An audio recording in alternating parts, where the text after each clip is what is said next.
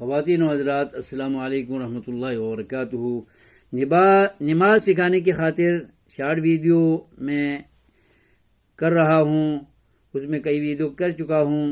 اب اس اسٹیج پر میں پہنچا ہوں کہ جب تکبیر تحریمہ اللہ اکبر کہہ کر کانوں کی لو تک یا کندھے تک ہاتھ کو کھڑا کر کے یوں ہتھیلی کو قبلہ رخ کر کے اللہ اکبر جب کہے تو ہاتھ سینے پر اس ہتھیلی کے درمیانی حصے کو بائیں ہاتھ کے اس جوڑ کے اوپر رکھ کر ہاتھ باندھنے کے بعد انسان دعائے استفتاح پڑھے گا۔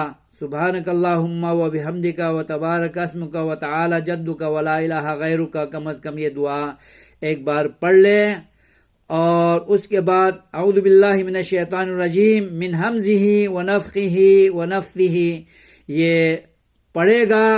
یہ دعائے استفتاح کا مقام ہے، اور اس میں اتنا کچھ انسان پڑھتا ہے جس میں رب کی تعریف کرتا ہے اور اس سے کچھ التجا بھی کرتا ہے۔